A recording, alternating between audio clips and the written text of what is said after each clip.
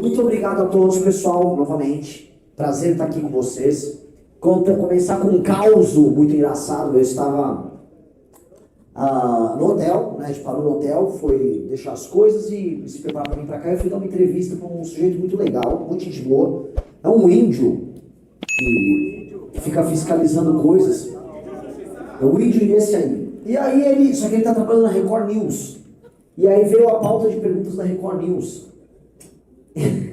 E assim, né, agora a gente vê como é que foi. Assim, políticas de interior são complicadas. Não que Goiânia seja interior, mas vocês vão entender como eu vou falar. A mídia costuma estar muito próxima dos governos. Aí perguntas, Renan, explique por que o governo do Caiado é tão bom. Pergunta número 2. Você gosta de falar de segurança pública? Diga por que não seria melhor ter o Caiado cuidando de segurança pública, já que ele cuida tão bem da segurança pública de Goiás. Eu virei para a câmera e falei, Record News, disfarça. Disfarça. Eu não sei se a SECOM de Goiás está pagando, mas pelo amor de Deus, óbvio que não. Óbvio que tá, mas pelo amor de Deus, que coisa horrorosa. E acontece dessas, né? E é muito louco porque eu rodei estados no Nordeste que a mídia, as rádios estavam muito no bolso das esquerdas, mas, assim, disfarçavam melhor. Aqui eu já cheguei tomando, toma ele um Caiado aí, ó. Gente gosta do Caiado aqui, ó. Aqui se gosta do Caiado. Né? Então ele deveria estar ganhando no primeiro turno o presidente da República aqui em Goiás, mas não é o que as pesquisas mostram exatamente. Então, ok. E por que elas não mostram? Na verdade, o eleitor daqui, por enquanto, ele está mais bolsonarizado, o que mostra um problema muito claro de liderança. Não adianta nada você falar, eu tenho um número bom aqui e ali, porque número bom o Eduardo Leite tinha melhor do que os demais, em termos de recuperar um estado que estava quebrado, se você não é um líder. E a crise que o Brasil passa é uma crise de liderança, acima de tudo. E esse é o ponto que nós estamos tratando. O Brasil é um país que está moralmente destruído, economicamente destruído. Em termos de infraestrutura, a gente está no mais absoluto e profundo buraco. Nós somos um país que está se transformando rapidamente, nem mais lentamente, rapidamente no narco-estado. Nós somos um país que perdeu confiança em si. Nós somos um país onde as pessoas que servem de exemplo são as piores pessoas possíveis. A gente abre aquelas páginas de fofoca para ver de quem o povo gosta de ouvir falar. E aí são apenas pessoas, eu nem digo que elas são ruins, eu acho que elas são asquerosas. As pessoas que são colocadas como exemplo para nós aqui no Brasil são asquerosas, são deploráveis. Isso é sintomático de um país que perdeu o sentido. Boa parte, assim, em todas as áreas, do esporte, à mídia, da cultura política, tá tudo desgraçado. Se eu entrar no meio religioso, eu vou encontrar também uma parte importante de donos de igreja se envolvendo em escândalo de corrupção. E isso é muito claro que quando o país chega nesse buraco, ou ele mergulha e vai para uma convulsão social, ou ele se recupera. E ele se recupera através de um grupo de pessoas que se nega a aceitar aquele quadro daquele país. Muitas nações passaram por isso.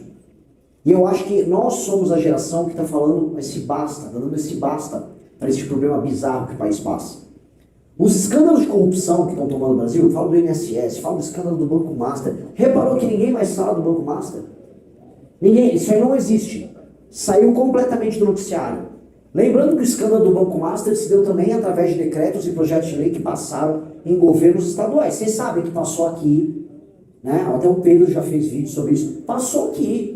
O Banco Master foi beneficiado por um projeto de lei que passou aqui em Goiás também. Assim como passou em Minas e passou em vários estados. E nós temos que ter isso em perspectiva. Nós somos um país que está derrotado e que desistiu. O sintoma nosso maior é da desistência. E o fato das pessoas estarem hoje indo às pesquisas, não às urnas ainda, e ainda mencionarem o Lula e membros da família Bolsonaro como alternativa, significa que uma parte importante da população nossa desistiu. Quantos de vocês não percebem que os seus pais desistiram? Que é quase impossível conversar com eles, que eles, eu já gosto do fulano, contra o Lula, né? Quando eu estava na Bahia, era mais ou menos isso, só que o exemplo que eu usava era contra o Bolsonaro. Porque lá as pessoas desistiram a PT. Aqui as pessoas ainda desistem a Bolsonaro. É um modo de ser. Mas é uma resistência. É uma falta de vontade. E o fato de vocês estarem aqui conosco no domingo à noite, o fato de a gente ter feito a inscrição e estar fazendo esse evento, e vai rodar não só aqui em Goiás, vamos rodar Mato Grosso, vou rodar Mato Grosso do Sul, é para recuperar e levantar as pessoas para o que precisa ser feito. Nós temos uma chance única de nos tornarmos um país de primeiro mundo. E olha só como esse país, ao mesmo tempo que ele é amaldiçoado pela falta de moral, pela falta de inteligência das suas lideranças, do outro lado ele também é abençoado. A oportunidade que as terras raras, que boa parte delas estão aqui em solo goiano, nos traz de nos situarmos novamente numa posição favorável a nós, no grande concerto mundial das nações, é gigantesca. Essa questão do tarifaço do Lula, que o Lula está comemorando agora, ela poderia se resolver numa mesa de negociação, em novos termos, não só com o governo norte-americano, mas com a União Europeia, com o Japão, com Taiwan, com a Índia, com o Canadá. Isso está descrito, inclusive, se vocês vão ter acesso ao nosso plano de governo, que inclusive foi recusado, nosso plano foi recusado pelo TSE, porque era grande demais. Então a gente vai ter que protocolar uma versão menor. Mas ele vai estar disponível para vocês no tamanho correto e nós falaremos disso. E isso vai impactar, se nós soubermos sentar para negociar com norte-americanos e com outras nações sobre as questões da terra rara, cara, de uma maneira bizarra de positivo para vocês. Porque não basta extrair. Hoje eu gravei já meu primeiro vídeo aqui em Goiás, das aventuras. Né? O primeiro foi perto de Niquelândia, na verdade depois de Niquelândia, visitando a fábrica anglo-americana de extração de níquel. Porque aqui o níquel é extraído e mandado embora. O níquel não é processado. O níquel depois não vira bateria aqui em Goiás. O níquel é extraído e mandado embora. É muito engraçado que a empresa, inclusive, tem um aparato de segurança super pesado. Você vai gravar ali na frente, já mandam seguranças. Falei, tem algo muito estranho acontecendo aqui. Vamos levantar o drone e já colaram duas equipes de segurança. Gravamos do mesmo jeito e vai sair o vídeo do mesmo jeito. Só que isso é sintomático, tá? De que as riquezas naturais, pela falta de inteligência, não se tornam nada além de riquezas naturais. E riquezas naturais, em países pobres como o nosso, e lembrem-se, o Brasil é um país pobre. Tem gente que fala assim, não, nós somos um país muito rico. Não, nós somos um país muito pobre. O Brasil é pobre. Se você pegar toda a renda produzida pelo Brasil e dividir pelo número de pessoas, você vai ter uma renda per capita baixa. Menor do que muitas nações do Oriente Médio, da Ásia Central. Nós somos um país pobre. E nós estamos ficando mais pobres quando comparados com o mundo. Nós temos que trabalhar muito mais do que a gente trabalha. Inclusive, desculpa fazer essa digressão, né? Mas a gente está vendo discussão sobre o que é no Congresso, sobre trabalhar menos e ganhar mais. É mentira. Não existe num país que está ficando fora das cadeias globais de produção a hipótese de trabalhar menos e ganhar mais. Nós não estamos nessa posição, nós não somos a Inglaterra, nós não somos Hong Kong, lugares, inclusive Hong Kong a galera trabalha muito mais do que no Brasil. Nós estamos completamente perdidos. Mas retornando para essa questão das terras raras, aqui é um exemplo claro disso. Aqui é um estado que tem surtos, que tem espasmos de industrialização. Vocês não são só um estado do agro. Aqui em Goiânia vocês têm uma elite ligada ao universo da medicina. Vocês formam médicos há muito tempo, é uma tradição que vocês têm aqui. Vocês são capazes de formar pessoas aptas a trabalhar com serviço, com indústria. E por mais que o agro seja uma força, e é uma força, tem que ser respeitado como essa força, o Estado não se resume ao agro. E nem deve se resumir ao agro. Aqui tem das terras raras, nós temos que ter o processamento das terras raras e uma indústria correlata.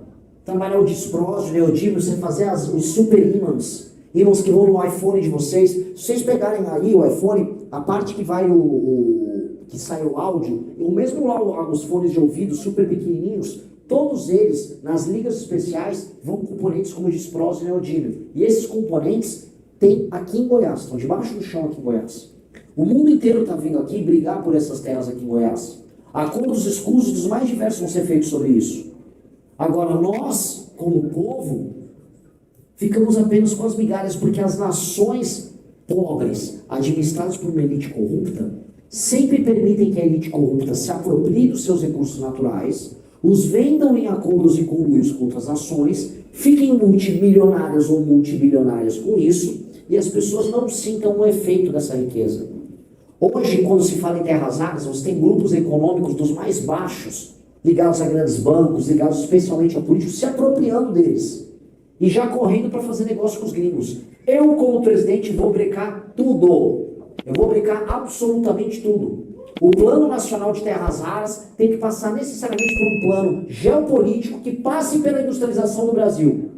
Porque hoje, tendo 20% das reservas globais e uma parte boa delas aqui no estado do Goiás, nós temos que olhar para os Estados Unidos, olhar para os semicondutores que a Taiwan faz, olhar para a vontade do Japão de se reindustrializar, olhar para a Europa e visar. Aqui é a única oportunidade que vocês têm de ter acesso a isso. Só que eu quero a tecnologia e eu quero produzir esses componentes aqui. E vocês têm muito a ganhar com isso.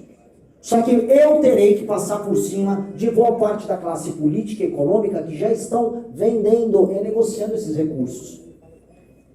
Um recurso natural que não necessariamente se enquadra nas terras raras, mas faz parte do mesmo contexto. Urânio. O Brasil tem urânio. Em alguns lugares diferentes. Tem urânio lá em Minas, tem urânio lá no Ceará, tem urânio na região amazônica. O da região do Ceará, ele está sendo negociado por um parente, acho que é o primo ou irmão, de um sujeito chamado Gilberto Kassab. Alguém conhece Gilberto Kassab? Mas ele é vice de quem? Por que ele está negociando o nosso urânio? Porque ele é o cafetão que o Caiado chamou. Por quê? Não é? Por que ele está negociando? Será que o Caiado vai brecar as negociações da família do Kassab envolvendo urânio? Outra coisa que a família do Kassab gosta também de mexer é com energia termoelétrica. Eles trabalham com uma termoelétrica lá na região sul. Misteriosamente, quando o Centrão se apoderou das termoelétricas, o partido do PSD começou a ter acesso. Que engraçado. Mas que engraçado essas coisas que acontecem. Num país que é visto pelo mundo como uma reserva de recursos naturais, a nossa elite política virou grande investidora especializada em geologia para encontrar minérios e tal. É um país muito engraçado. Nós estamos formando cabeças no Brasil, nós estamos formando inteligência, nós estamos formando empresas, nós estamos criando startups nessas áreas. Nada! É um país empobrecido e derrotado. As empresas estão sendo fechadas no Brasil, setores inteiros estão desaparecendo.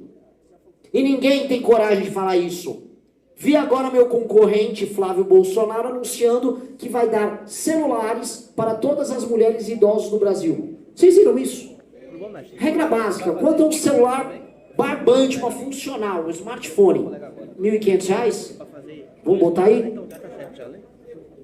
Se ele pegar por R$ 1.000, R$ 1.200 para fazer, sei lá, o celular Brás, para dar para todo mundo, tirando mulheres que são crianças ou que não queiram ter um celular do governo, vamos botar aí 70 milhões de mulheres, vamos botar mais aí uns 30 milhões de idosos, vamos falar em pelo menos 100 milhões de pessoas.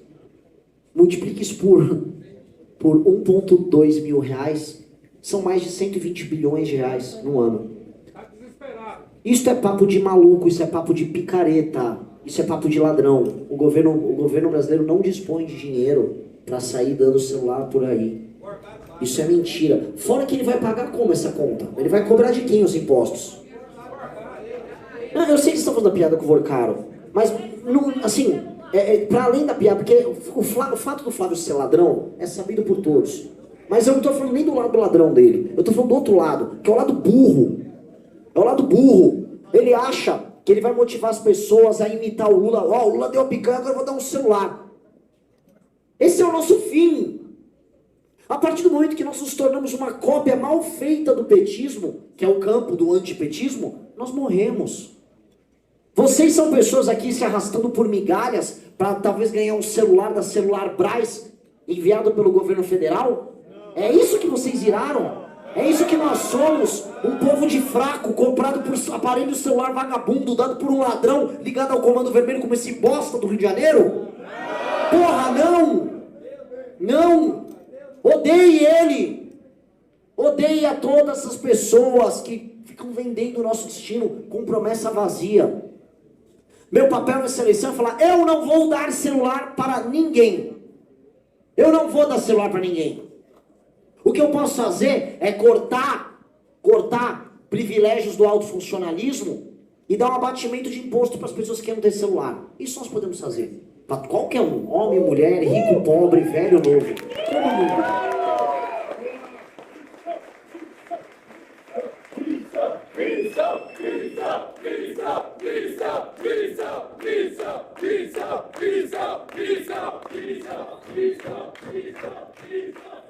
Eu posso fazer isso não porque eu vou fazer populismo, mas só porque isso aumenta a nossa produtividade e cabe no orçamento. Se cabe no orçamento, se eu corto de um lado e economizo de um lado e posso investir no outro, tá tudo bem.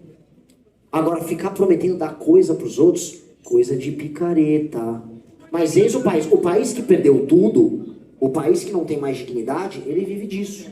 E eu vou falar, porque assim, vocês aqui convivem muito com bolsonarista aqui em Goiás, certo? Sei que aqui em Goiânia há uma decadência desse grupo, mas convivem. E sabe qual é o argumento dessa gente no final? É assim, ah não, mas tem que fazer isso para ganhar do PT. Então eu tenho que votar a favor do PL da misoginia para derrotar o PT. Eu tenho que votar a favor do fim da escala 6 por 1 para derrotar o PT. Eu tenho que me juntar ao PT pela PEC da blindagem. Tenho que me juntar com eles. Tenho que votar agora com o PT a favor da papo da bomba, como passou agora no Congresso Nacional. Eu tenho que fazer exatamente o que o PT faz, senão o PT fica no poder. Qual o sentido disso aí? Eu tenho que me envolver também nos mesmos escândalos de corrupção do PT. Então se o PT está no escândalo do INSS, eu também tenho que estar. Se o PT está no escândalo do Master, eu tenho que estar também.